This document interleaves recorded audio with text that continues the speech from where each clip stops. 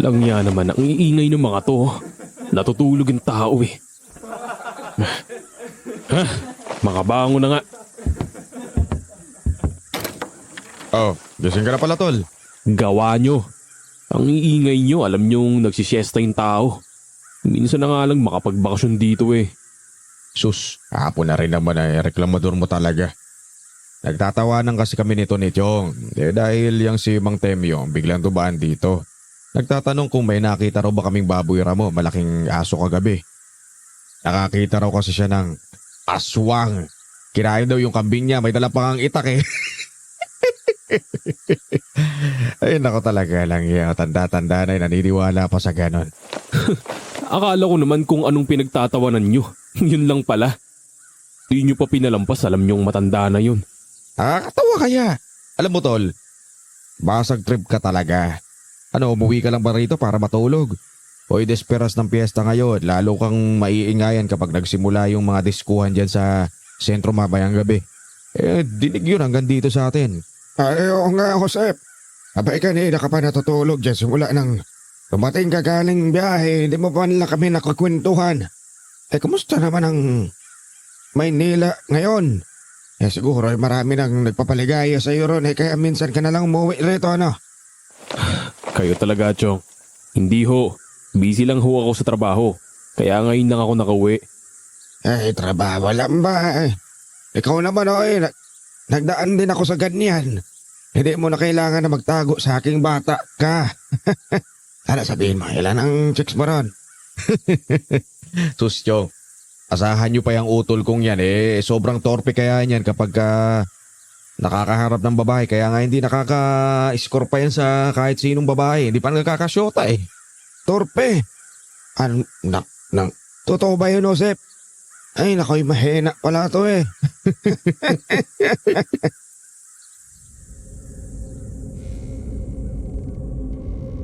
Sa kalagitnaan ng pambubuksa nila sa akin, napailing na lang ako. Dahil sanay naman talaga ako sa kalukuhan nilang dalawa, kahit noong bata pa lang ako. Ako nga pala si Joseph, pero tawagin niyo na lang akong Osep, dahil yun naman ang nakasanayan kong tawag sa akin ng lahat. Nangyari ang kwentong to, may 3 dekada o mahigit na rin yata ang nakakalipas. Noong nakatira pa kami sa liblib na barangay namin sa probinsya. Tuwing sumasapit ang fiesta noon sa barangay namin, talagang nakagawian ko ng umuwi. Sa Maynila na kasi ako nagtatrabaho noon bilang isang sikyo sa isang bangko. Kaya madalang na lang talaga akong makadalaw. Pero nung taong yun, di ko akalain na magiging kakaiba at memorable ang pag-uwi kong yun. Dahil sa isang karanasang hanggang ngayon ay nakatatak pa rin sa isip ko. At kung minsan ay naghahatid pa rin ng kilabot sa akin. Pati na rin sa mga taong napagkukwentuhan ko nito.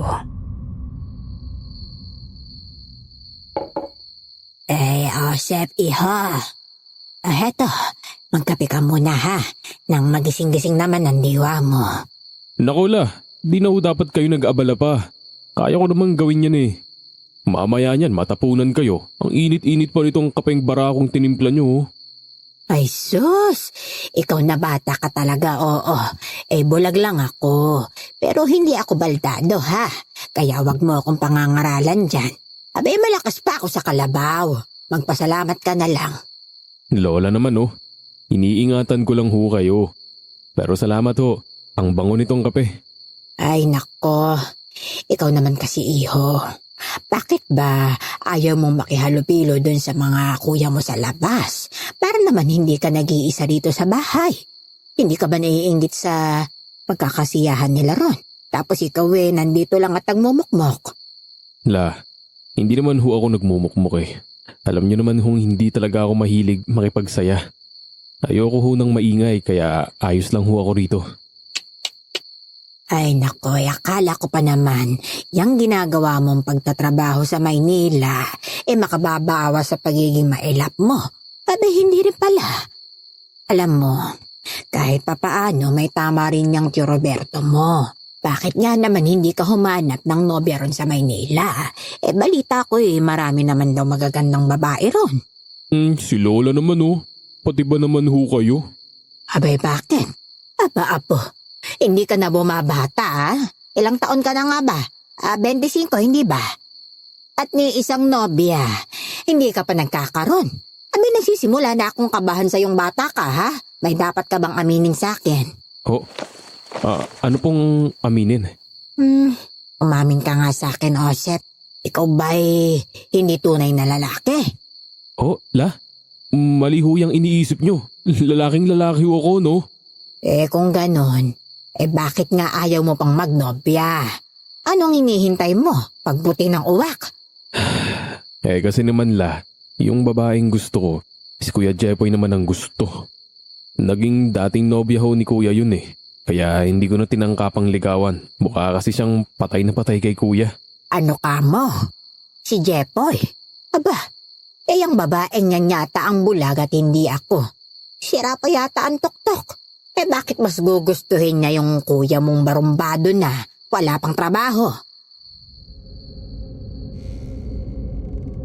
Di ko napigilang mapangiti nang sabihin sa akin ni Lola Trinidad ang mga katagang yun. Kapag talaga siya yung kausap ko noon, grabe kung umangat yung kumpiyansa ko sa sarili dahil palagi niya akong pinupuri. Di gaya ng trato niya kina Kuya Jepoy at Tio Roberto na halos araw-araw yata ay sinisermonan niya. Bakit naman kasi sa lahat ng babae, yung dating nobya pa ng kuya mo ang naibigan mo?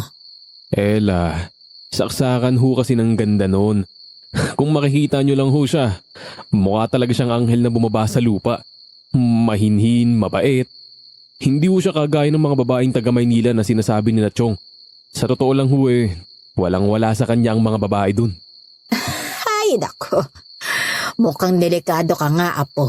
Halatang malaki ang tama mo sa babaeng yun eh. Ano nga bang pangalan nun? Siya ho si... Ay, nako. Ano na naman kaya ang pinagtatawanan ng mga hinayupak na yun? Mukhang lasing na naman ang tiyo mo at yung kuya mo. Pakitingnan mo nga't sabihan, ha? Na matulog na. Maaga pa tayong mag-aasikaso bukas para sa fiesta. Sige ho, magpahinga na ho kayo. Ako nang bahala tumawag kina Kuya. Sinundan ko ng tingin si Lola Trinidad hanggang sa makapasok na siya sa kwarto niya. Tapos, saka ako lumapit nun sa bintana para silipin sina Kuya Jepoy. At doon na lang sila sigawan dahil tinatamad naman akong lumabas. Nagtatawanan pa rin sila nung sumilip ako. Mula sa pwesto ko, naririnig ko rin kung anong mga sinasabi nila dahil ang lakas talaga ng boses ni na Kuya noon. Palibhasa'y mga lasing na. Mang Temyong, abulin mo! Baka sakaling makasalubong ka. Baka mahanap mo yung hinahanap mong aswang. Hanip talaga tong si Mang Temyong, ano?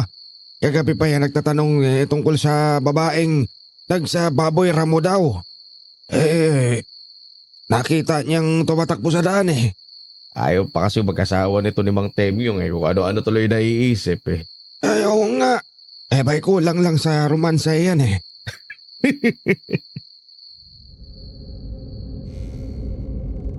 Napailing na lamang ako noon sa ginagawang pambubuksa ni na Kuya Jepoy kay Mang Temyong na nakita ko namang naglakad na lang palayo dala ang itak niya at hindi na lang sila pinansin pa.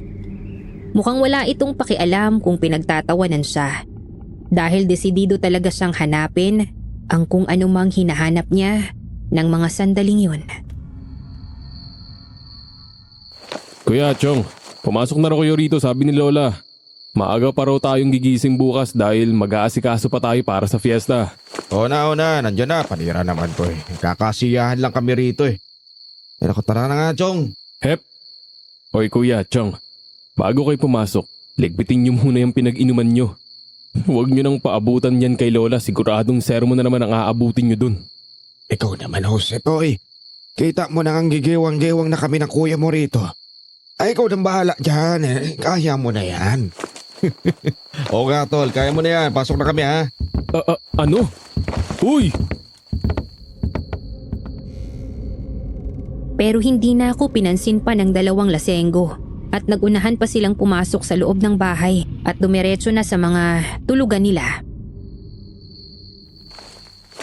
Ay, kainis.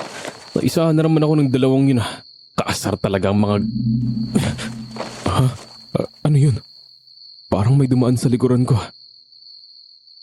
May tao ba dyan? Teka, parang lumalamig yata ang paligid ah. Bakit kinikilabutan ako bigla? Langya naman kasi oh. Bukas na nga itong mga kahalat na to. Wala naman akong nakitang tao nun sa paligid ko nang magpalingalinga ako. Pero sigurado talaga ako ng mga sandaling yun na may naramdaman akong presensyang dumaan sa likod ko dahil sa naramdaman ko pa yung puwersa ng hanging nilikha ng pagtakbo nito. Hindi naman ako likas na matatakutin. Sa katunayan nga ay sanay na ako na mag-isa sa gabi dahil sa uri ng trabaho ko ng mga panahong yun. Pero ng gabing yun ay hindi ko talaga naiwasang hindi kilabutan. Lalo pa at napapaligiran ng nagtatayugang puno noon ang palibot ng bahay ni Lola kung saan din kami nakatira.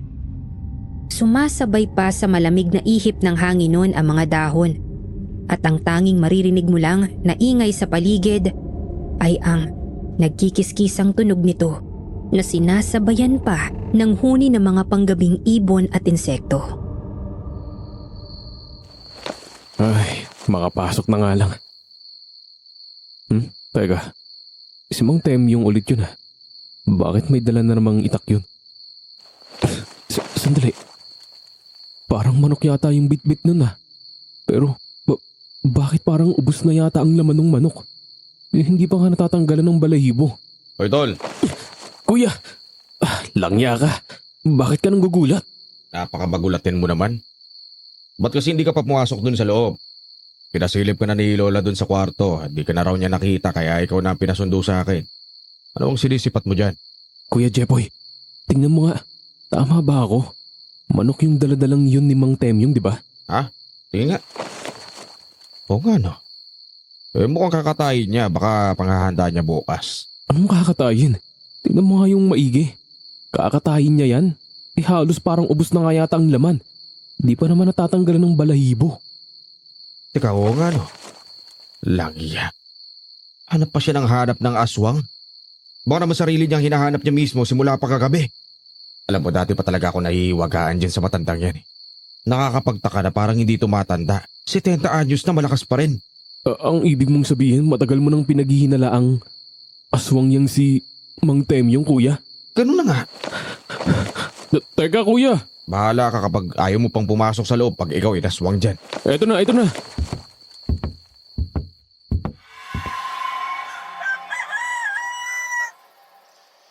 Oo nga, Tyong. Maniwala ka. Sinasabi ko sa'yo, nakita nga namin si Mang Temyong kagabi na may daladalang patay na manok. Parang kinain ng buhay. Halos wala nang natirang laman. Sus! Baka naman guni-guni mo lang yun, oy. Pareho tayong lasing kagabi, baka nanaginip ka lang. Yan tamang-tama. Nagising na tong utol ko. Tol, sabihin mo nga dito kay Chong na nakita natin kagabi si Mang Temyong. Hindi naniniwala eh. Di ba? Nagsasabi naman ako na totoo. Sinasabi ko kay Chong na baka nga aswang yan si Mang Temyong. Kaya kahit matanda na, malakas pa rin kaysa sa kalabaw eh. Ay, ewan ko sa inyong dalawa. Itadamay niyo pa ako dyan sa pagtatalo niyo. Hayaan niyo na yang si Mang Temyong. Ba't ba pinoproblema niyo siya hindi naman kayo inaano? Tol, wag mo naman akong pangaralan. Tignan mo nga muna yung itsura mo. Halata namang hindi ka nakatulog dahil sa kakaisip ng nakita natin kagabi. Babing ka na lang. Huwag mo nga akong igaya sa'yo, kuya. Hindi ako naniniwala sa aswang. Yabang mo naman. Kahapon ko pa napapansin yung asta mo ha. Bakit? Kaya mo na babuto mo ngayon? Bigla na lang akong tinindigan ni Kuya Jepoy noon na para bang naghahamon siya ng away. Ako naman, agad na umakmang papalag din. Dahil sa totoo lang ay napipiko na ako. Totoo kasi ang sinasabi ni Kuya Jepoy noon na hindi nga ako nakatulog kagabi dahil kakaisip kay Mang Temyong. Naduduwag kasi talaga akong isiping posibleng ang may katotohanan ng sinasabi niya na isa nga itong aswang. Pero nahihiya akong aminin yun sa kanila. Nagsinungaling ako nang sabihin kong hindi ako naniniwala sa aswang at iba pang nilalang na di nakikita ng normal na mata. Dahil ang totoo, bata pa lang ako ay marami na akong mga kakaibang karanasan sa probinsya namin. Nga pala, si Mang Temyong ay isang matandang binatang kabarangay namin noon na may-ari din ng malawak na bukiring nakapaligid sa mga tinitirhan namin. Siya ang pinakamalapit sa lahat ng kapitbahay namin. Marami siyang mga alagang hayop gaya ng baka, kalabaw, kambing, baboy, manok, pato at itik. Pero bata pa lang kaming lahat, talagang misteryoso na para sa amin ang matanda. Lalo pa at wala rin itong ni isa man lang na kamag-anak na nakatira sa lugar na yun. Anong papalag ka na, no? Ikaw nakapag Maynila ka lang, akala mo kung sino ka na. Gwardya ka lang naman dyan sa Maynila. Kesa naman sa'yo, hanggang ngayon tambay pa rin at walang pangarap sa buhay. Abat, Hoy, ano bang pinagkakaguluhan nyo dyan, ha? Nag-aaway ba kayo? Ako, umayos kayo, ha? May bisita tayo. Otomatiko kaming naghiwalay agad ni Kuya Jepoy nang humahangos na sumilip mula sa likuran ni Lola noon ang isang napakagandang mukha ng babae na halos makalaglag ng pangako. teka, Alicia? Ikaw na ba yan? Oo, Jepoy. Ako nga to. Kamusta? Tagal nating di nagkita mula nung... Susi, kalimutan mo na yun. Kaya ka ba nandito kasi napatawad mo na ako? Makikipagbalikan ka sa akin, ano? Sira? Hindi, no? Nakikipamiesta lang ako. Kaya naisipan kong dalawin din tong si Lola Trinidad. Siya yung namimiss ko, no? Hindi ikaw. Kunwari pa to, sabihin mo hindi mo lang matiis na hindi mo ako makita eh. Ang yabang mo, no? Kung totoo si mas gwapo naman tong kapatid mo kaysa sa'yo, no? Dapat nga itong si Osep na lang ang ninobyo ko, hindi ikaw eh. Ay, hello Osep. Kamusta ka na? Balita ko Manila boy ka na raw ah. Bigla na lamang akong pinamulahan nun sa mukha dahil sa sinabing yun ni Alicia, ang isa sa mga naging ex-girlfriend noon ni Kuya, na siya ring babaeng matagal ko nang hinahangaan. Bigla kong naalala yung naging usapan namin ni Lola kagabi, kaya sandali akong natulala. Pero natauhan ako agad nang bigla niya akong balingan at batiin. Ha? Oo. Sa Maynila nga ako nagtatrabaho ngayon, Alicia. Kita mo na? Buti na lang talaga at hindi kayo magkaugali nitong kuya mo, no? Batugan kaya yung isang yan, saksakan pa ng babaero. O siya, iwanan ko muna kayo ha. Dumaan lang naman talaga ako dito para batiin si Lola Trinidad eh. Lola, sige na po una na po ako ulit. May bibisitahin pa ho akong kaibigan eh. Hindi ka man lang ba muna kakain, iha? Marami kaming inihanda rito. Oh, may lechong baboy pa. Hindi na po la. Busog naman po ako sa kinain kong manok kagabi. Mamaya na lang ho siguro. Kapag nagutom ako, babalik po ako. Sige, Osep, bye. Tango na lang noon ang tanging naisagot ko kay Alicia dahil talagang natutulala na naman ako sa ganda niya. Mula ulo hanggang paa, wala yatang pangit sa kanya. Parang mas lalo pa nga siyang gumanda ngayon. Lalo rin siyang pumuti at bumagay sa kanya ang bahagyang pananaba niya kesa katawan niya noon na sobra talagang payat. Muli na lamang akong natauhan noon nang utusan ako bigla ni Lola. Osep, apo! Kumilos ka nga at hanapin mo yung malansa at amoy bulok dito sa loob ng bahay. Nakakahiya sa bisita kanina eh. Umaalingasaw. Hindi lang ako makapagreklamo. Mabaho? Wala naman ho akong naaamoy kanina. Saan ho ba banda yung naamoy nyo? Abay, ewan ko. Biglang nawala yung amoy eh. Pero maghanap ka pa rin, apo ha. Para kapag dumating na yung bisita, hindi maaamoy ang mabaho dito sa bahay. Oo, saan ho ba galing yung amoy la? Nasaan po yung mabahong amoy na aamoy nyo kanina? Kanina doon sa may kusina habang nagtitimpla ako ng kape.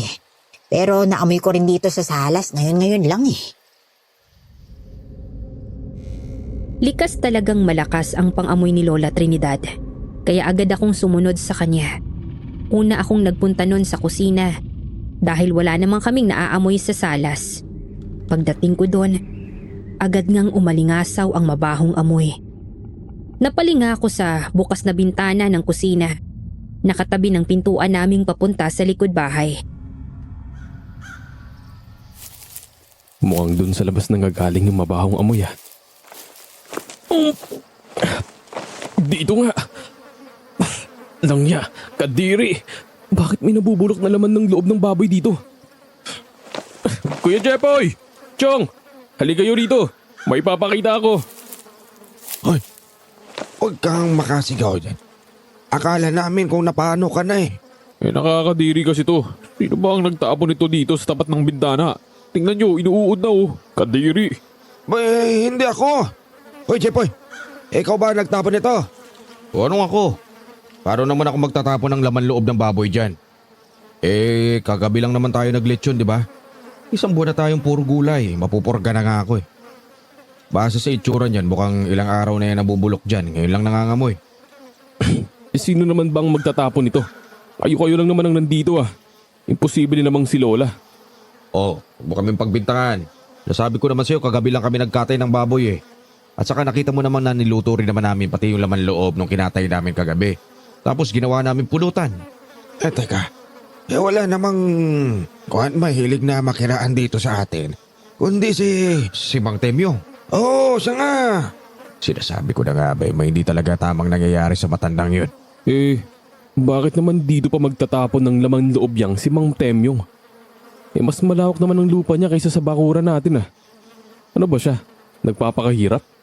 Malay mo, may iba pang dahilan. Ano na namang ibig mong sabihin kuya? Ewan ko, malay ko. Malay ba natin kung ginawa niya yan para makaiwas siya na pagbintangan? Ang dami mo pang pasikot-sikot kuya, bakit di mo nalang diretsahin? Ano ba kasing tinutumbok mo? Malay mo, hindi pala laman loob ng baboy ito. Malay mo, galing pala yan sa tao. Ha? Ano? Oy, bakit? Hindi naman malayong mangyari yun kung tama yung hinahala ko tungkol sa kanya. Simula pa kagabi. Aba, siya lang naman itong pabalik-balik dito sa atin. At saka isa pa, hindi ba, nung isang buwan, nabanggit mo sa akin na uso raw yung bigla na lang nawawala yung mga batang babae sa kabilang baryo. Nahanap na kaya yung mga yon? Oo nga no. Naalala ko kagabi, balita ko. Hanggang ngayon, naghahanap pa rin yung mga magulang ng batang nawawala. Di ba nung nakarang buwan lang din, ilang beses nagpunta yan si Mang Temyo sa kabilang baryo. Dahil may katransaksyon daw siya doon tungkol sa lupa niya. Siya nga mismo yung nagsabi nun sa'yo nung nakausap mo siya, di ba, Chong? Sandali nga kuya. Chong, anong mga nawawalang bata? Ano bang pinagsasabi nyo? Hindi ka kasi umuwi rito kaya wala kang alam sa mga pangyayari. Nung isang buwan, 3 bata ang sunod-sunod na nawala hanggang sa ngayon, hindi pa nakikita. Lahat ng mga yon, mga batang babae. Tapos meron na naman daw nung isang araw, dito mismo sa baryo natin, anak ni Aling Nora. Walang yan ka talaga, Jepoy, Diyan sa mga sinasabi mo, kahit ako nakukumbinsi kung may itinatago yang si Mang Temyong. Ay, Diyos ko, ikinikilabutan ako, Ipinakita sa amin ni Chong noon ang nagtatayuan niyang mga balahibo sa braso. Pero bigla siyang natigilan nang mapalingon siya sa likod namin ni Kuya Jepoy. Hoy, Chong, anong problema mo? Ba't bigla ka namang natulala dyan? Huwag kayong maingay at huwag kayong lilingon sa likod na kung nakatingin dito sa direksyon natin si Mang Temyong. Ano? Tangina, Chong, nandiyan pa ba?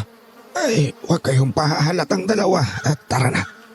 Pumasok na tayo sa loob, mukhang lalapit na siya rito sa atin. Para tuloy kaming mga siraulong nagunahan nun sa pagpasok sa loob ng bahay nang hindi na pinagkakaabalahan pang lumingon sa likuran namin. Basta, nagsiksikan kami ng sabay-sabay nun sa pintuan dahil sa sobrang kaba. Kahit si Chong na siyang nagsabi sa aming wag daw kaming pahalata, ganon din yung ginawa. Siya pa nga ang naunang tumakbo sa pintuan. Gago ka, Chong. Ay, abay, pasensyahan. Abay, natakot din ako nung nakita kong papalapit siya sa atin eh. Nagtalo pa ang dalawa nun. Pero iniwan ko na sila sa may kusina at bumalik na lang ako sa kwarto ko. Pagkatapos nun, di na ulit ako lumabas. Nagdahilan na lang ako kay Lola na biglang sumakit kako yung ulo ko. Kaya si Chong ang nautusang maglinis nung nabubulok na lamang loob doon sa likod bahay. Kahit si Lola, nagtaka kung sinong nagtapo nun. Pero hindi na namin sinabi sa kanya ang hinala namin. Inis na inis tuloy nun si Chong sa akin dahil nabaling sa kanya ang utos. Diring-diri pa siya habang nililinis yung bulok na laman loob. Dahil dinig na dinig ko yung pagrereklamo niya mula doon sa kwarto ko. Manipis na plywood lang naman kasi ang dingding ng bahay namin. Kaya dinig mo ang ingay mula sa labas. Gusto ko sana siyang pagtawanan. Kung normal na araw lang sana yon. Pero hindi ko maialis ang kilabot nun sa buong katawan ko. Dahil sa mga binanggit ni na kuya sa akin kanina. Tungkol kay Mang Temyong at sa mga nawawalang bata. Bandang kinagabihan na ng fiesta nang muli akong maalimpungatan. Dahil sa malakas na sunod-sunod na katok na narinig ko sa labas ng pintuan ng bahay namin. Napabalikwas ako agad ng pagbangon habang kumakalabog ng malakas ang dibdib ko dahil sa kaba. Nakarinig ako ng mga naglalakad na yabag sa may salas na siyang bungad paglabas mula sa kwarto ko. Sinong nanriyan? Taping gabi na. Tapos na ang pistahan ah. Lola! Lola Trinidad! Ako ito si Alicia. Pwede po bang buksan niyo po itong pintuan? Ha? Si Alicia, anong ginagawa niya dito sa oras ng gabi? Humahangos ako ng bangon. Saka ako lumabas ng kwarto. Naabutan kong kabubukas lang ni Lola ng pintuan. Nabungaran ko sa labas ng bahay si Alicia na mukhang di mapakali at panay ang lingon sa paligid at sa likuran niya.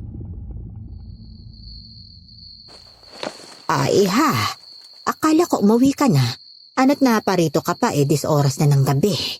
Lola, tulungan niyo po ako. May humahabol po sa akin eh. Ano ka mo? Oo siya, halika. Bilisan mo pumasok ka na sa loob. Ako na hong magsasara ng pintuan la. Nagkusa na akong tulungan si Lola sa pagkandado no ng pintuan namin nang hindi inaalis ang tingin ko kay Alicia. Kita ko ang sobrang takot sa mukha niya ng mga sandaling yun dahil nanginginig pa ang katawan niya. Oh iha, ito ang tubig. Uminom ka muna't nang kumalma ka kahit papaano ha. Maraming salamat po Lola. Sino bang umahabol sa'yo, Alicia? Saka bakit kakamoy nahabol? Hindi ko po alam eh.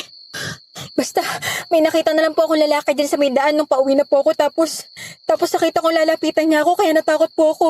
Kaya tumakbo po ako na napakabilis. Ay, Diyos ko.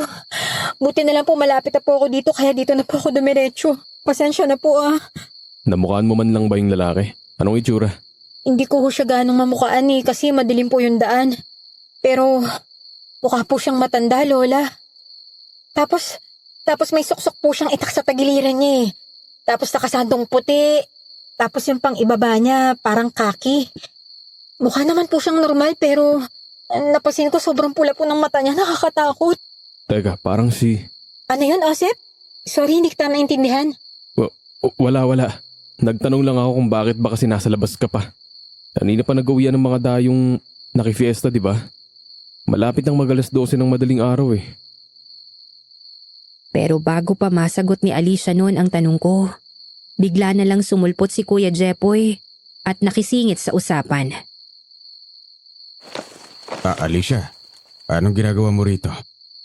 Sinasabi ko na nga ba hindi mo pa rin ako matitiis, ano? Tayo na ba ulit? Ay sus! Ikaw nga'y tumigil-tigil, Jepoy ha. Kung ano-ano pang sinasabi mo riyan eh, kita mong natatakot na nga itong dalaga. May humahabol daw sa kanya sa labas kanina. Kaya dito siya napatakbo. Mabuti na lang at malapit na siya rito nang mangyari yon. Ay nako, ewan ko ba. Ibang-iba na talaga ang panahon ngayon. Napakadelikado na ng paligid. Ano kanyo? May umahabol sa inyo? Oo nga, ang kulit mo rin no. May dala pang araw na itak. Paloko yun ah. Bigla na lang nagmadali nun si Kuya Jepoy na sumilip sa bintana ng salas namin. Tila nagpapasikat sa dati niyang nobya. Lintik si Mang Temyong lang naman yung nasa labas Ayun parang may hinahanap Palingalinga sa paligid, may dala pang itak. Ano? Sa sinabing yun ni Kuya ay napasilip na rin ako sa bintana. Nakita ko nga si Mang Temyong na nasa labas.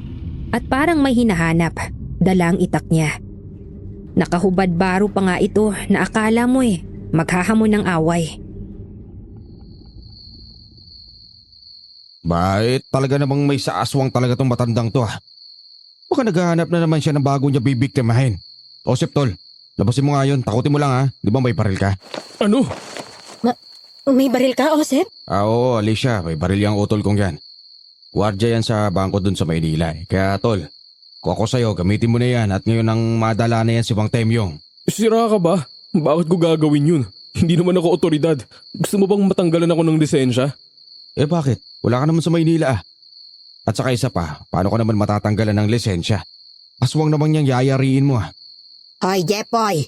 Ano ba yung mga pinagsasasabi mo, Sira talaga ang tuktok mo, Ipapahamak mo pa ang kapatid mo? Lola, totoo naman tong sinasabi ko. Matagal na talaga ako naihiwagaan dyan kay Mang Temyong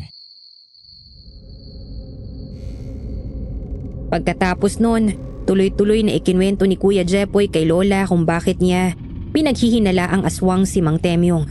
Akala ko nga, hindi maniniwala si Lola sa kanya. Pero nagulat ako sa isinagot nito.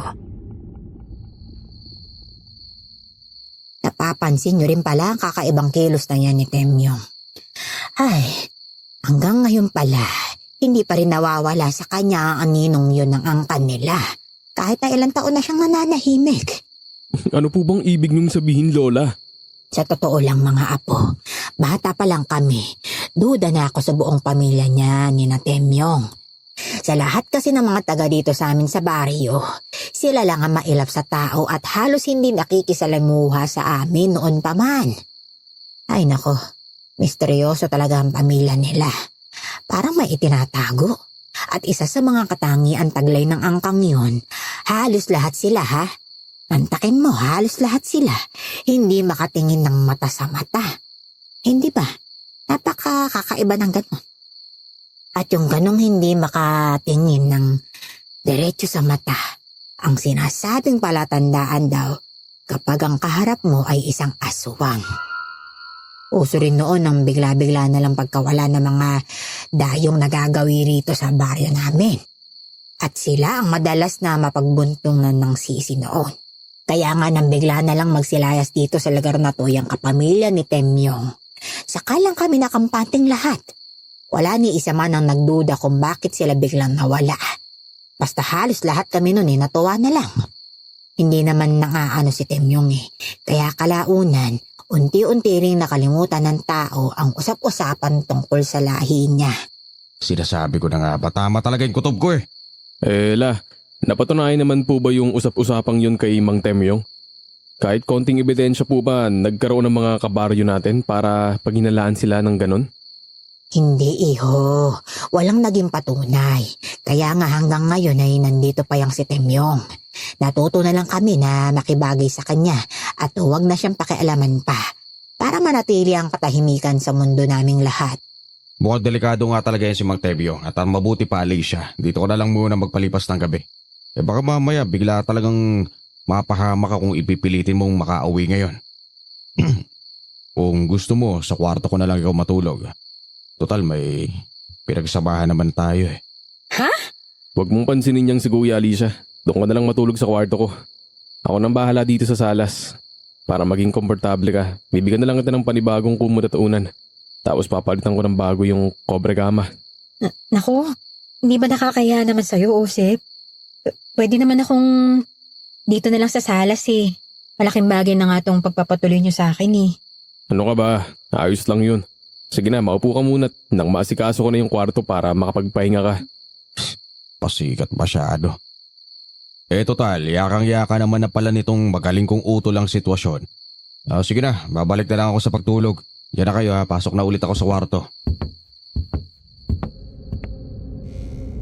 Pagkatapos ang biglang pagpapasaring na yun ni Kuya Jepoy, Dire-diretso niya kaming tinalikuran at naglakad pabalik sa kwarto niya. Nang hindi na hinihintay pa ang sagot namin. Napailing na lang ako habang sinusundan namin siya ng tingin ni Alicia. Ganon din ang reaksyon ng lola ko. Pero hindi na siya nagsalita pa. Bagkus ay humingi na lang ng tawad sa bisita namin para sa pagiging bastos daw ng apo niya. Habang ako naman ay dumiretso na nga sa kwarto. Yun, buti na lang. May malinis pa akong kumot at punda rito sa cabinet. Tamang-tama. Ayos na siguro to. Katatapos ko lang noong ayusin ang hihigaan ni Alicia. Napalitan ko na ng kobre kama at punda yung unan. Pagkatapos ay nakapaglagay na rin ako ng panibagong kumot sa ibabaw ng kutsyon para magamit niya. Nang bigla na lamang akong may naulinigang kakaibang tunog sa labas ng nakasaradong bintana ng kwarto ko. Teka, parang may tao sa labas ah.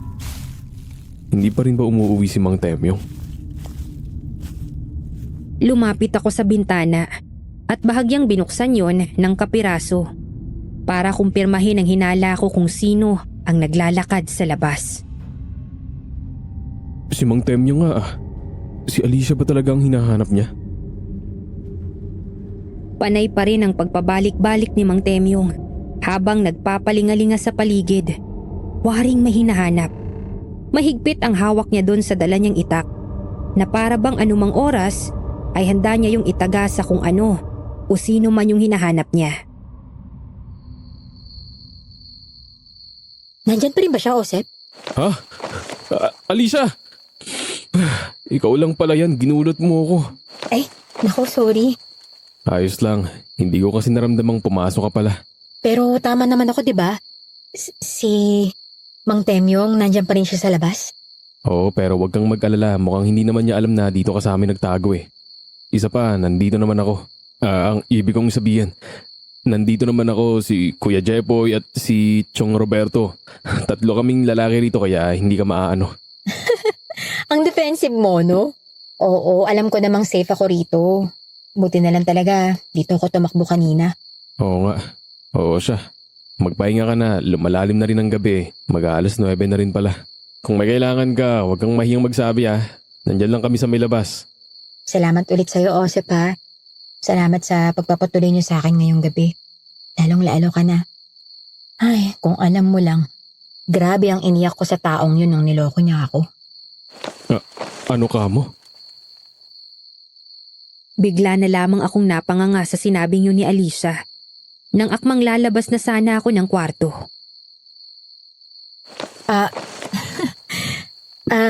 Naisip ko lang kasi yun bigla. Pasensya na, ha? Ano kasi, nakikita ko ngayon kung anong pinagkaiba niyo ng kuya mo na hindi ko nakita noon sa kanya. Buti na lang talaga, hindi kayo naging magkaugali kahit na parehong-pareho ang dugong nananalaytay sa ugat niyo. Siguro dahil magkaiba kasi kami ng kinalakhan ni Kuya. Sanggol pa lang kasi ako nung dinala ko dito kay Lola Trinidad. Si Kuya 15 anyos na nung nakasama namin dahil si nanay naman ang nagpalaki sa kanya. Ganun ba? Iba talaga yata kapag alagang lola, no? Lumalaking mabait, magalang, saka gentleman. Parang ikaw. Pakiramdam ko noon ay simpulan na ng kamatis yung tenga ko dahil nararamdaman ko ang panginginit noon. Napaiwas na lang ako ng tingin kay Alicia para itago ang nararamdaman ko ng mga sandaling yun. Sasagot na sana ako pero bigla naman akong may narinig na kakaiba. Teka, ano na naman yun? Yun ah.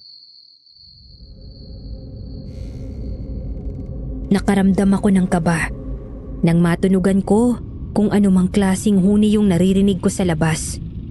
Tunog yon ng ibong ik-ik na ayon sa paniniwala noon sa lugar namin, isang ibong nagbibigay daw ng senyales kung may aswang na malapit sa paligid.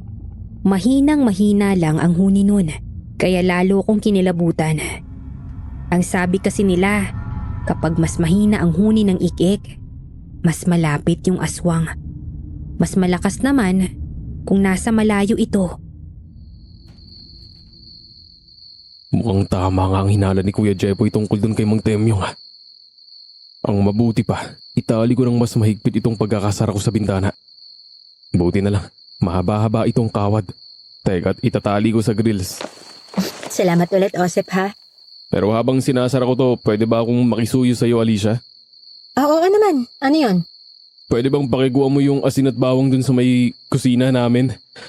Sasabuyan ko lang itong palibot ng kwarto para mas safe ka. Ha? Sige. Nang lumabas si Alicia mula dun sa kwarto, dali-dali kong tinapos yung ginagawa kong pagpapatibay sa sarado ng bintana. Pagkatapos, ay binuksan ko yung cabinet na katabi ng higaan. Mula doon ay kinuha ko ang isang maliit at itim na bag na naglalaman ng dala-dala kong 45 na siya rin ginagamit ko sa trabaho noon. Lisensyado yung baril na yon at ako mismo ang bumili noon. Bukod pa yon sa unit na inisyu sa akin ng agency namin na sandali ko munang isinorender sa boss ko bago ako umuwi ng probinsya. Tinago ko agad yon sa tagiliran ko para hindi makaramdam ng takot si Alicia. Osep, ito na yung pinapakuha mo. Salamat. Alik, teka na paano yung kamay mo? Bakit parang nalapnos yata? Magkakape kasi sana ako. Kaso, pagbukas ko dun sa termos nyo, bumuho sa kamay ko yung mainit na tubig. Ano? Teka patingin nga. Naku, ano ka ba? Wag na. Ayos lang ako. Binuhusan ko agad ng suka para hindi lumobo at magtubig. Pasensya ka na ha. Nakialam ako dun sa lalagyanan nyo ng pampalasa. Ano ka ba? Ayos lang yun. Akin na yung asin at bawang. Pagkaabot pa lang sa akin ni Alicia, sinabuyan ko na agad ng asin ang buong paligid ng kwarto. Pagkatapos ay isinabit ko doon sa may bintana yung 3 ulo ng bawang. Kilalang pangontra sa aswang ang mga yun sa probinsya namin. Kaya kahit papano ay nakampante ako na magiging okay na si Alicia doon.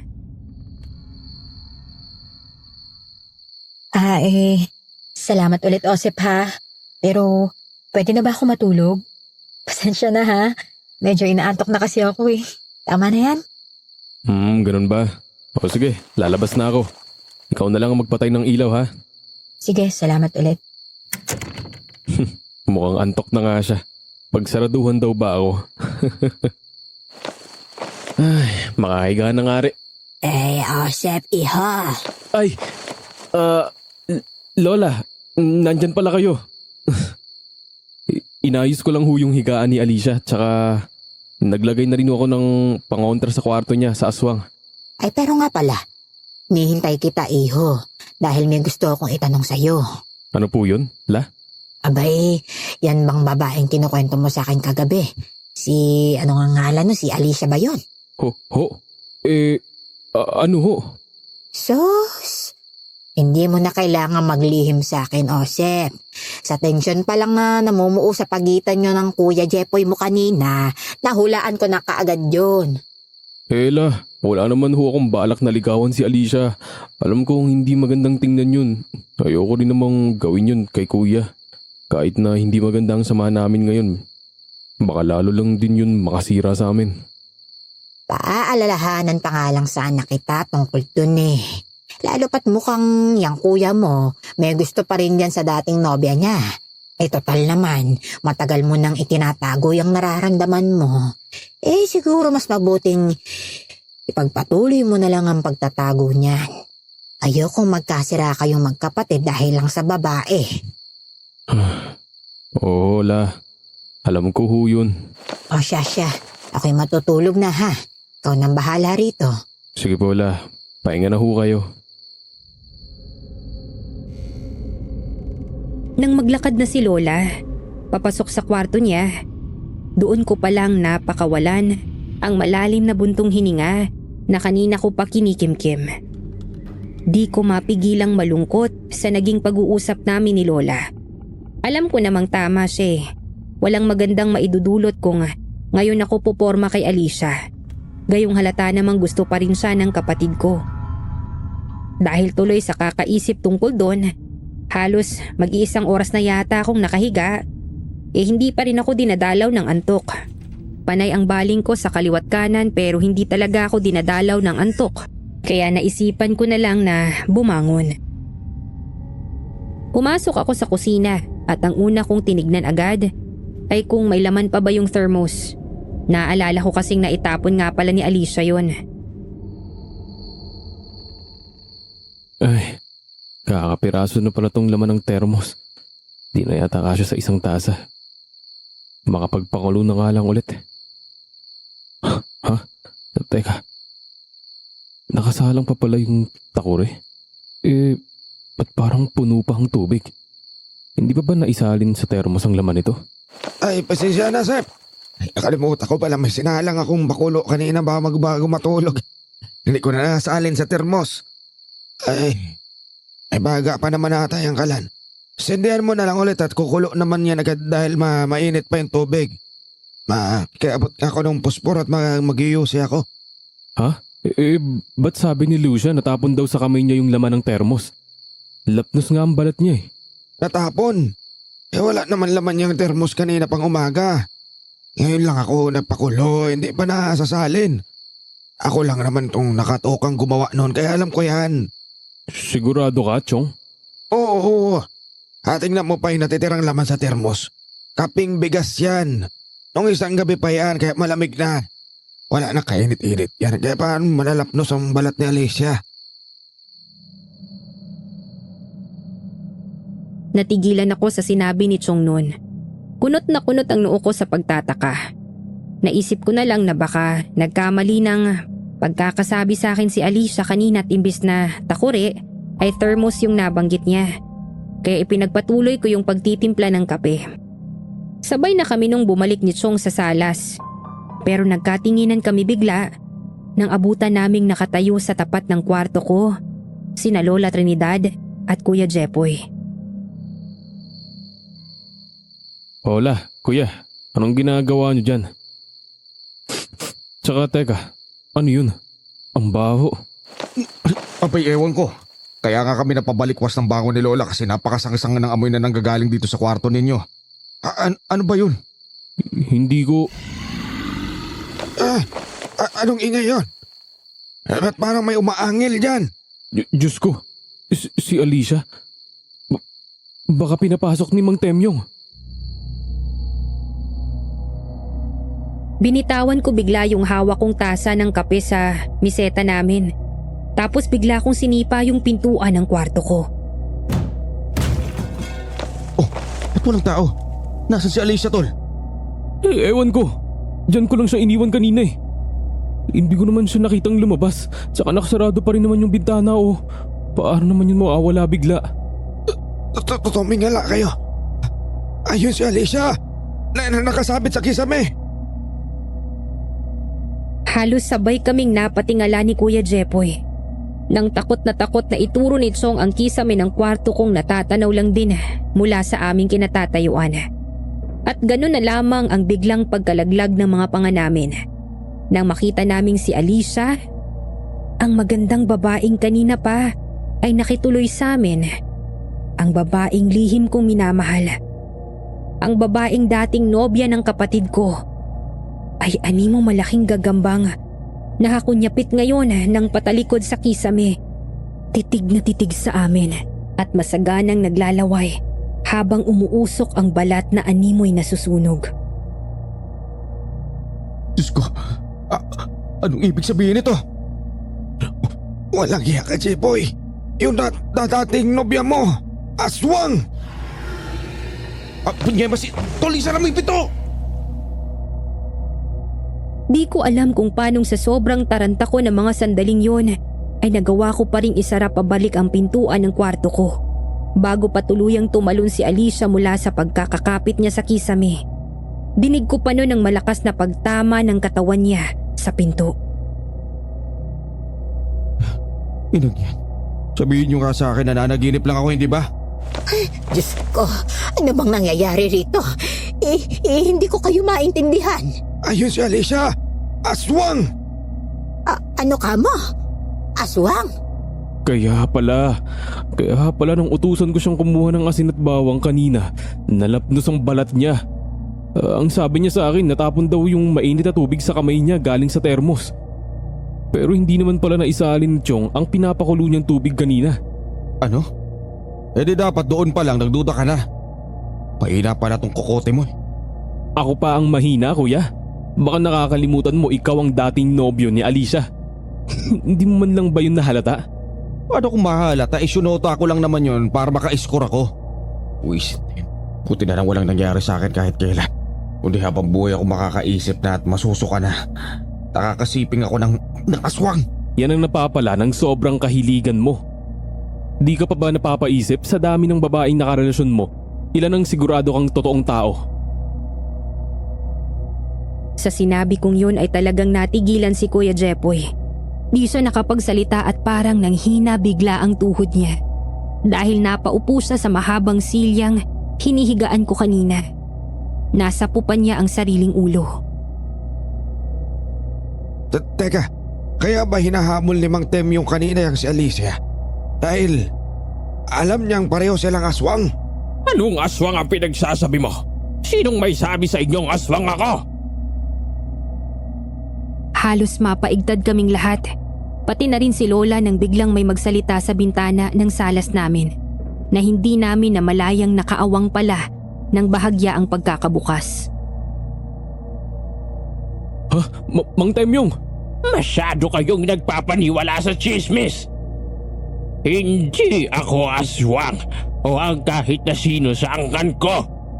Ang angka namin nauna ng manirahan dito bago pa man dumating ang mga kalululuhan ninyo.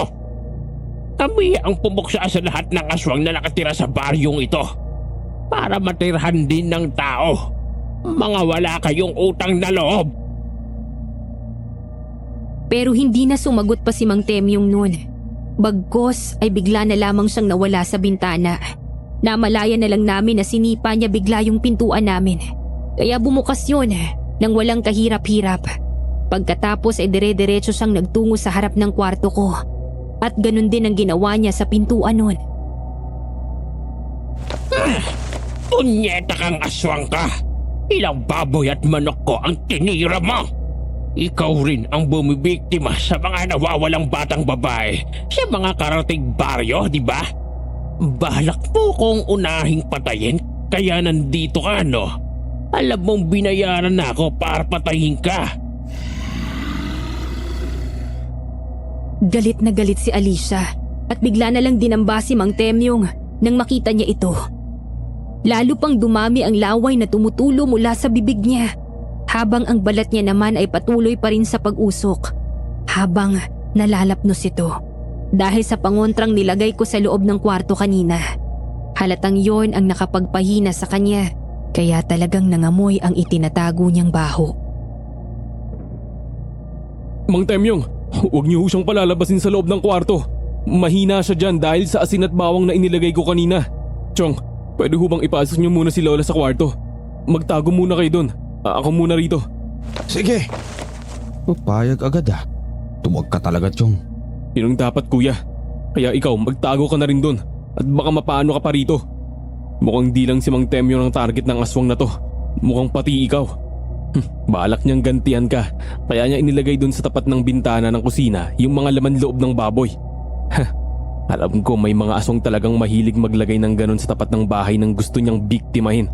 Dahil isa yon sa paraan nila para magbigay ng babala sa mga kaaway nila na malapit ka na nilang patayin.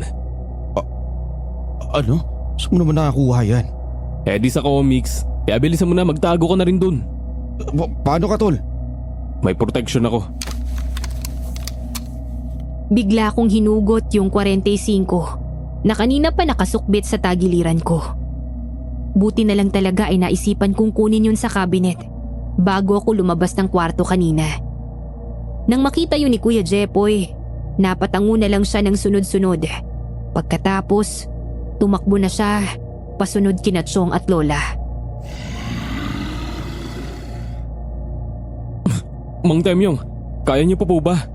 Mukhang hirap na kayo dyan ah. Di ako sinagot ni Mang Temyong. Nagpatuloy lang siya sa pagwasiwas niya ng taga kay Alicia, na ngayon ay parang mas lalo pang lumalakas at hindi iniinda ang epekto ng asin at bawang sa kanya. Matindi ang pagnanasa niyang patayin ang matandang nasa harapan niya.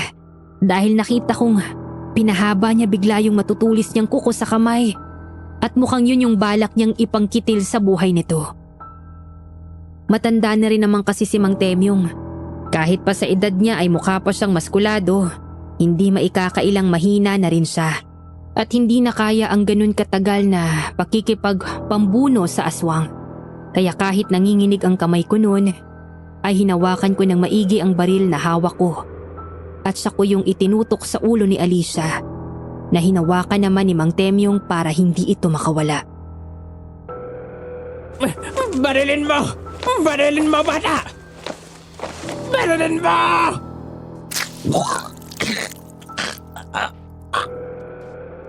Mang Temyong! Sobrang bilis ng pangyayari. Basta ang alam ko, bigla na lang sumirit doon ang dugo sa lalamunan ni Mang Temyong pagkatapos yung kalmutin ni Alicia. Kitang-kita ko kung paanong biglang humandusay sa sahig ng kwarto ko ang matanda na agad hinigit ang kumot na nasa ibabaw ng papag para ampatin ang pagbulwak ng sariling dugo niya. Diyos ko! Mang Temyong! Akma ko na sanang kakalabitin ang gatilyo ng baril ko pero bigla na namang gumapang si Alicia sa dingding ng kwarto, paakyat sa kisame. Daig pa niya ang butike at gagamba na parabang sanay na sanay siyang gawin yun. Ibinukan niya ang kanyang bunganga, kaya mas lalo pang tumulo mula doon ang mas masaganang laway na hindi ko alam kung bakit sobrang lapot at umaalingasaw ang baho. Tol, umalis ka dyan! Dadambahan ka niya! Ano? Hindi ko nagawang umiwas sa pag-atake niyo ni Alicia. Mula sa kisame ay bigla na lamang siyang tumalon sa akin kaya napahiga ako sa sahig habang siya naman ay nasa ibabaw ko. Tumalsik mula sa tagiliran ko ang baril kaya hindi ako nakapalag kay Alicia. Iniumang niya ang kamay niya at umakmang kakalmutin din ako ng kanyang kuko tulad ng ginawa niya kay Mang Temyong. Pero isang malakas na putok ng baril ang bigla na lang umalingaw-ngaw sa paligid. Namalayan ko na lamang na napaigik na si Alicia sa sakit bago siya biglang umatras mula sa pagkakadagan sa akin. Hawak ang tinamaang balikat niya. Habang si Chong bigla na lang nabitawan ng baril ko na siyang pinaputok niya kay Alicia. Diyos ko po! Lumayo ka sa akin! Huwag kang lalapit! Biglang nagtatakbo si Chong palabas ng bahay at agad naman siyang sinundan ni Alicia na noon ay galit na galit. Wala sa amin ang nakapag-react agad dahil sa bilis ng pangyayari, kundi pa muling nagsalita si Mang Temyong. Tinanong niya kung wala ba raw kaming balak na sundan ng suhi namin. Sigurado raw napatay ito kapag naabutan ni Alicia. Dali-dali akong tumayo mula sa pagkakasalampak sa sahig at muling dinampot ang baril ko. Pagkatapos, pati yung itak ni Mang Temyong ay kinuha ko rin at iniabot kay Kuya. Kuya! Bilisan mo! Baka hindi natin abutan si Chong! Bakit ako? Huwag mo namang unahin ang kaduwagan mo, kuya. Gusto mo bang makain ng aswang si Chong? Wala nang nagawa pa si Kuya Jepoy kundi ang sumunod sa akin nang hilahin ko siya sa kwelyo palabas ng bahay. Bitawan mo ako! Bitawan mo ako! Alimaw ka! Ayun si Chong, kuya. Hila-hila ni Alicia. Muli ay kinasako ang baril ko nang makita kong kinakaladkad ni Alicia si Chong papunta sa talahiban habang nakasabunot siya sa buhok nito. Hoy! Isang putok ng baril ulit ang pinakawalan ko pero hindi nun tinamaan si Alicia.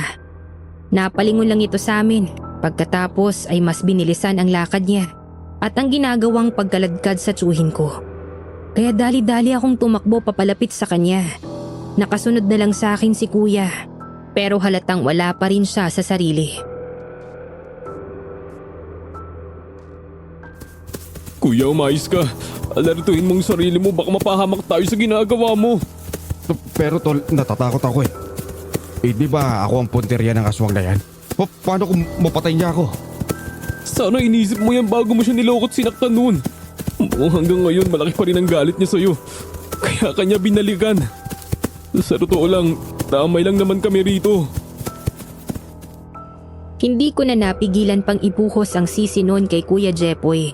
Naiinis ako sa kanya dahil ito ang naging resulta ng ginagawa niyang kalokohan noon pa. Naku, Diyos ko. Iligtas niyo lang ho kami ngayon, magbabago na talaga ako. Anong ginagawa mo, kuya? Nagdadasal ka ba? Tumahimik ka dyan, makiramdam ka na nga lang sa paligid. Sa totoo lang, kung wala lang kami sa seryosong sitwasyon ng mga sandaling yun, ay mapapahagalpak ako sa tawa sa nakita kong reaksyon ni Kuya Jepoy. Yun ang unang beses na nakita ko siyang nagdasal at nagawa niya yun dahil sa sobrang takot. Pero wala ako sa wisyo ng mga sandaling yun para tumawa. Nagpatuloy ako sa pakikiramdam sa paligid dahil biglang nawala si Chong at Alicia at hindi namin sila makita, lalo't ang tataas pa ng talahib nun. Nakikiusap ako sa iyo. Pakawalan mo na ako. Hindi kita sinasadyang barilin. Ha? Si Chong yun ah. Huwag mo ko kainin. Bigla ko na lang kinalabit ang gatilyo ng baril ko para gulatin ang aswang. Alam kong maririnig niya yon kahit hindi naman siya makita ng mga sandaling yon. Bukod sa siguradong maaamoy niyang amoy ng pulburang humalo sa hangin. Chong! Chong! Nasaan ka? Andito ako. Tulong, Joseph! Joseph! Doon, Tol. Nandun sila. Oo nga, tara na kuya. Natatakot ako, Tol. Napabuga na lang ako noon ng hangin. Pagkatapos ay napahilamos sa sarili kong mukha. Sa sobrang inis, wala akong nagawa kundi iwan siya doon sa pwesto niya at puntahan si Chong na mukhang malapit ng kainin ni Alicia. Inabutan kong hawak-hawak ni Alicia si Chong pati warik at tila ba naghahanda na yung aswang na wakwakin ang siya ng suhin kung hindi naman makapalag. Asa! Tulungan mo ako! Alicia, pakawalan mong Chong ko. Pero inangilan lang ako ni Alicia. Pagkatapos ay bigla niyang inihagi si Chong papunta sa akin. Kaya pareho kaming napasalampak na naman sa lupa. Tapos bigla na namang nawala si Alicia sa harapan ko. Bagkos ay ramdam namin na iniikutan niya kami sa pinakamabilis na paraang kaya niya. Diyos ko, Joseph. Mukhang dito na yata tayo mamamatay. Ano ka ba, Chong? Huwag kang magsalita ng ganyan. Ayoko pang mamatay dito, no? Galit na galit si Alicia. Gustong gusto niyang patayin ang kuya mo, Seth.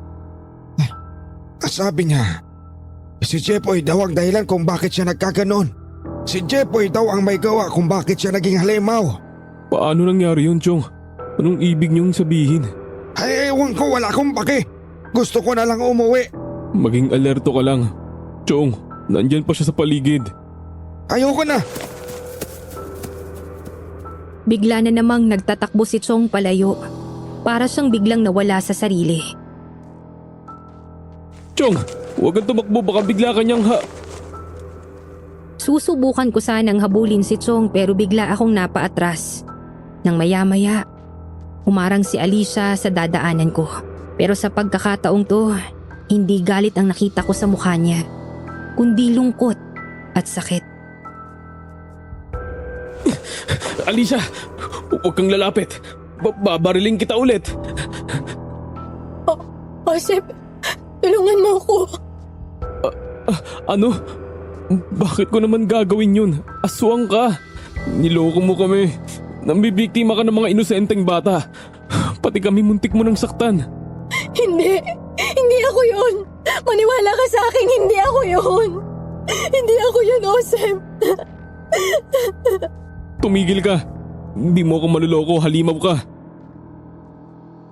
Iniumang ko ulit sa kanya ang baril ko. Kahit na sa totoo lang, ay takot na takot talaga ako ng mga sandaling yun.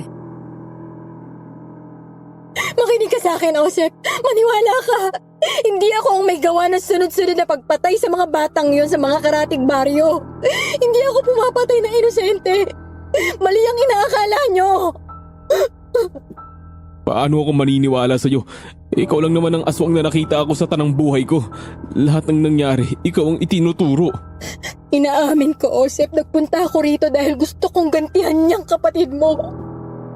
Pero maniwala ka sa akin. Wala akong balak na saktan siya. Gusto ko lang siyang takutin para madala na siya sa mga kalokohan pinaggagawa niya. Pero bigla niyo na lang akong pinagbintangan. Dahil aswang ka. Hindi lahat ng aswang masama. Hindi lahat ng aswang tao ang kinakain. Nagkataon lang na nagutom ako, kaya ako kinain yung ilan sa mga alaga ni Mang Temyong. Hindi ko naman kasi alam na... Tumigil ka na nga. Huwag mo nang bilugin pa ang utak ko. Alicia, wala ka ng lakas, no? Nangihina ka na eh. Dahil may tama ka. Kaya sinusubukan mo akong siluin. Hindi ako ganun katanga, Alicia. Osep, maniwala ka. Hindi ako kumakain at ang bibiktima sa mga nawawalang bata. Hindi ako ang may gawa nun. Dahil kung ako yung may kagagawa ng lahat ng yon, hindi na sana ako tatabla ng ordinaryong bala ng baril mo, di ba? Lahat ng aswang na kumakain ng tao, kakaiba ang lakas nila, Osep. Tandaan mo yan. Parang nagiging makunat na rin yung balat nila. Kaya hindi na sila kayang patayin lang ng ordinaryong panlaban ninyo. Hindi na sila basta-basta mapapatay ng isang bala lang. Iba ang lakas ng pwedeng ibigay sa amin ng dugo at laman ng tao, kaya maniwala ka sana sa akin. Kinakailangan ko na ipagtanggol yung sarili ko sa inyo kanina dahil doon pa lang sa mga pangondrang inilagay mo sa loob ng kwarto, grabe na yung panghihina ko. Sabihin na nating totoo ang sinabi mo ngayon. Tinangka mo pa rin kaming saktan kanina. Si Mang Temyong nga, ginilitan mo eh. Hindi malalim masugat na yon. Ginawa ko lang yon para makawala ako sa kanya dahil ayoko pang mamatay, Osep. Kung gusto ko kayong labanan o gawan ng masama, edi sana hindi ko kinailangan makiusap sa'yo ngayon. Kaya nga ako tumakbo tumingi ng tulong sa inyo dahil ayoko makasakit. Naiintindihan mo ba, ha? Sa tingin niyo ba hindi ko kayang labanan ng isang 70 anyos na matanda? Pero hindi ko yung ginawa kay Mang Temyong kanina dahil ayoko nga siyang saktan. Bigla akong napaisip noon sa mga sinasabi ni Alicia sa akin. Kita ko sa mukha niya ang sinseridad, pero ayoko pa ring maniwala sa kanya. Ganun pa man, ay ibang sinasabi ng puso ko ng mga sandaling yun. Pakawalan mo na ako, Osep. Para awa mo na. Hayaan mo na akong lumayo ulit. Hindi na ako manggugulo ba sa inyo? Wag, Osep. Wag mo ngayaang bilugin ang halimaw na yan ang utak mo. Patayin mo na yan. Halimaw? Naririnig mo ba talaga yung sinasabi mo, Jepoy, ha? Kumpara sa ating dalawa, ikaw ang mas dapat tawaging halimaw. Ikaw na walang konsensya kung manakit ng mga babae. Ikaw ang dapat na tinatawag na isang halimaw. Huwag mo nang pakinggan yan, Tol. Barilin mo na yan. Ano? Barilin mo na yan, Tol. Pero imbis na sundin ko si Kuya Jepoy, bigla ko na lang noong ibinaba ang hawak kong baril. Anong ginagawa mo? Baka mamaya atakihin tayo. Salamat sa'yo, Osep, ha? Tatanawin ko isang napakalaking utang na loob ang ginawa mo sa akin ngayon. Natigilan na lamang kami ni Kuya Jepoy nung biglang bumuka muli sa likuran ni Alicia ang mabalahibo niyang pakpak. Naanimoy pakpak ng kwago. Pagkatapos noon ay lumipad na sa palayo. Ano ginawa mo, Tol? Ano ginawa mo? Wala ka talagang utak. Ikaw ang walang utak, kuya. Kapag pinatay ko si Alicia, gaano tayo nakakasigurado na hindi tayo babalikan ng mga kaanak niya? Gusto mo bang hindi lang isang aswang ang gumambala sa atin, ha? Pero ang totoo, palusot ko lang yun. Dahil pinakawalan ko naman talaga si Alicia. Dala ng awa ko sa kanya at sa pakiusap niya sa akin. Ewan ko ba pero may parte sa puso ko na naniniwala sa mga sinasabi niya. Na hindi raw siya ang may kagagawa ng mga naging patayan sa kabilang baryo. Gusto kong maniwalang hindi ganon ang babaeng minahal ko sa kabila ng pagtuklas ko sa tunay niyang pagkatao. Umuwi kami ni Kuya Jepoy na walang imikan. Galit pa rin siya sa akin dahil sa nangyari. Tinanong naman kami ni Lola kung ano yung kinahinatnan ng pakikipaghabulan namin kay Alicia. At ako na ang nagsabi sa kanila ng lahat. Ano ka mo? Pinakawalan mo ang aswang na yon, Joseph? Ay, Diyos ko naman. No, bakit mo naman ginawa yun? Pasensya na kayo. Ayoko lang naman balikan tayo ng mga kaanak niya dahil kung sakaling pumatay ako ng aswang, hindi ba uso sa kanilang gantihan? Pabalikan din naman yan tayo. Kahit na hindi natin patayin si Alicia. Mapagtanim ng galit ang mga aswang na yan. Kaya nga gusto niyang balikan ng kuya mo, hindi ba? Hindi na ako nakasagot sa sinabi ni Chong. Sa totoo lang, hindi ko naisip agad yun nang pakawalan ko si Alicia. Basta nakinig lang ako sa kung ano yung sinasabi ng puso ko ng mga sandaling yun. Hindi ko kasi talaga siya kayang saktan. Hindi kayo babalikan ng aswang na yon. Huwag kayong mag-alala.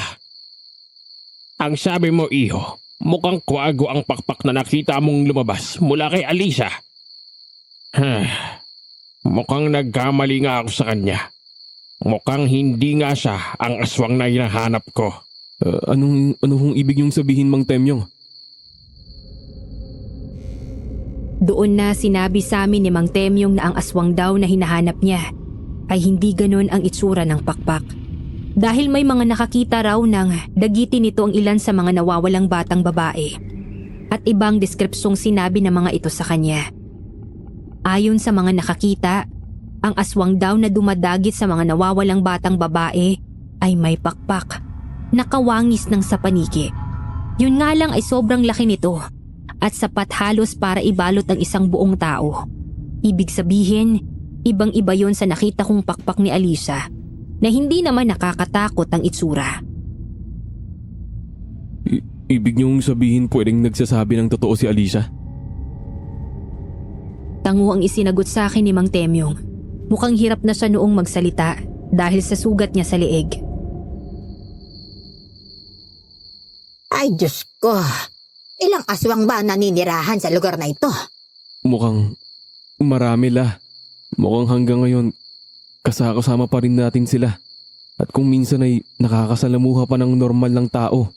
Diyos ko po. Sa tanda ko ng ito, iho, hindi ko akalaing mapatutunayan ko pa sa sarili ko na totoo nga palang may aswang. Pero ibig sabihin yan, hindi pa rin tayo ligtas.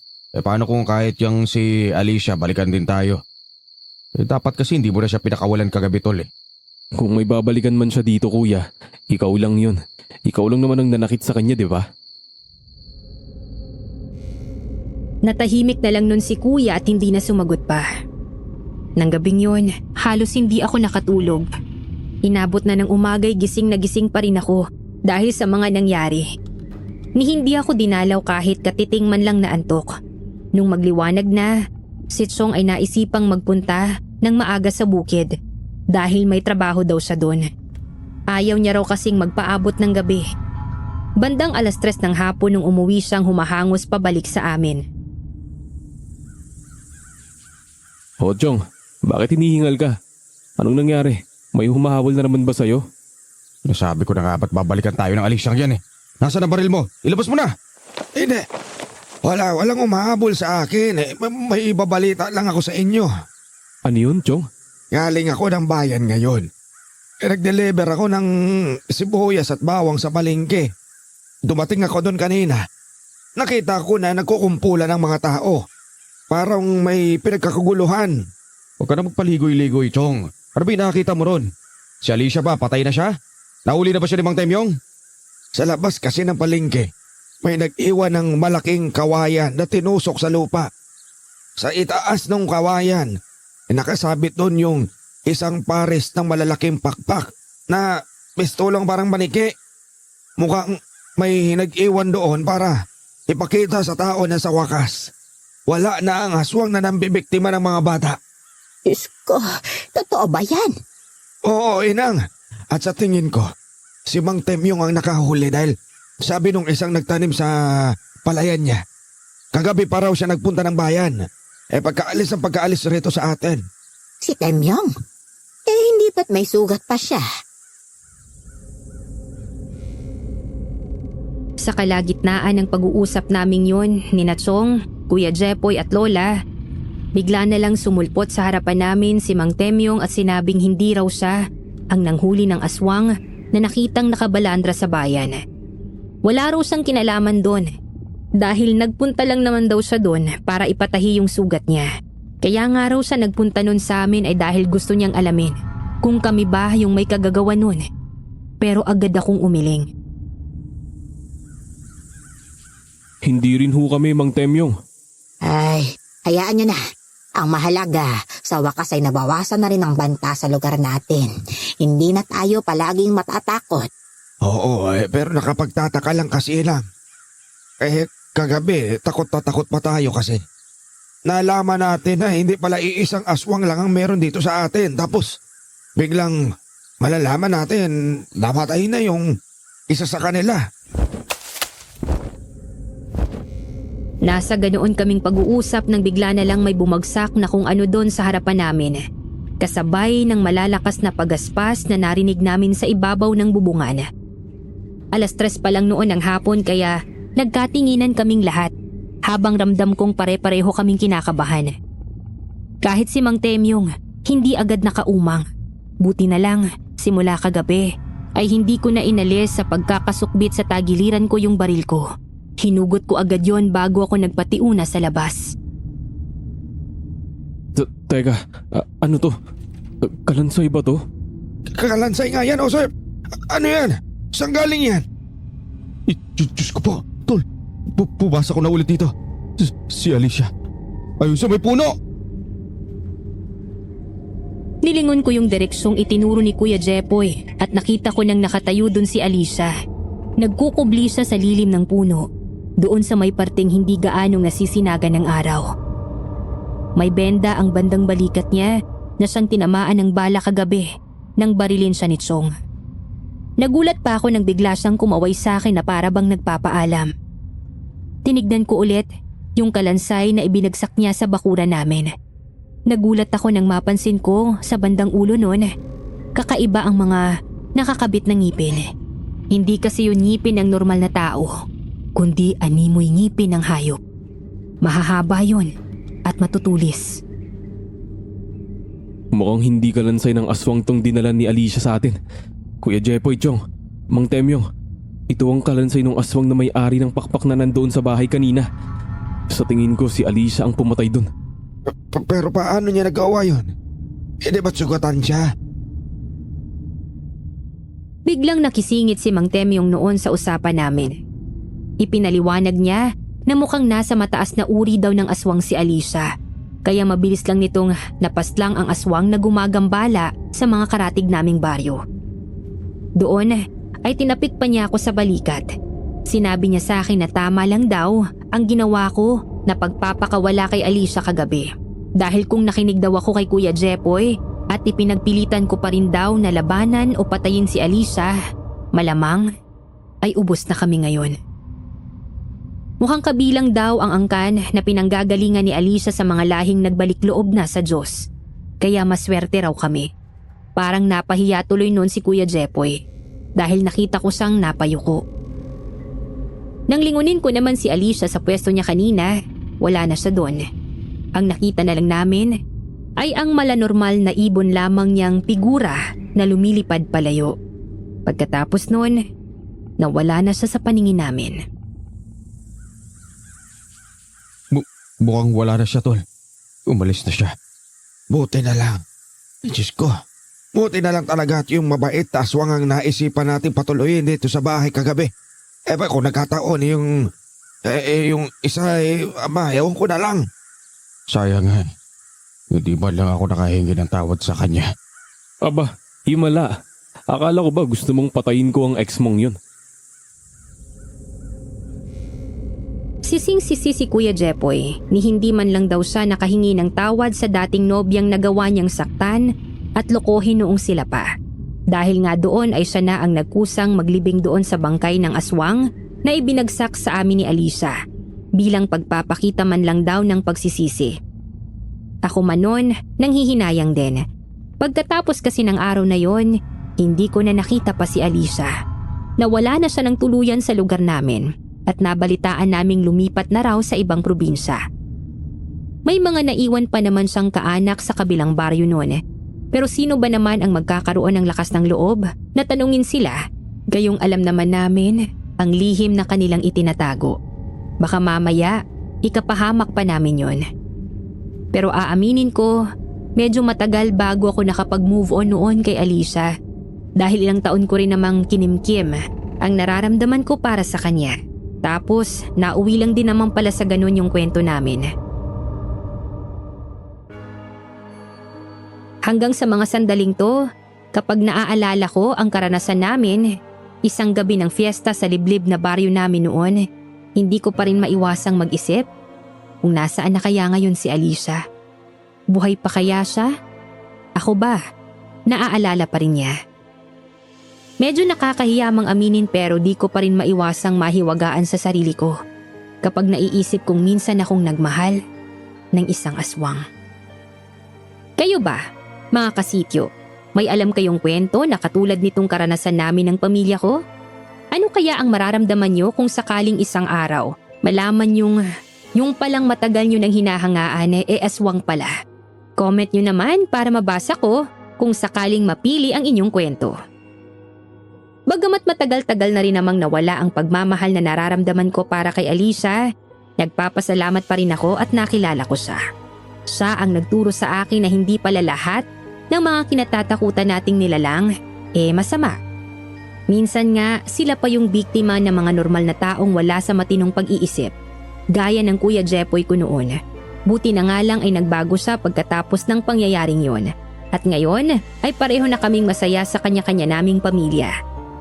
Kahit nga ang asawa ko, humahanga rin kay Alicia sa tuwing ikinukwento ko sa kanya ang pangyayaring ito. Sana ay nagustuhan ninyo ang kwentong ito na binahagi ko sa inyo ngayon mga kasityo. Sa ngayon ay dito ko na lang po muna tatapusin ang aking email.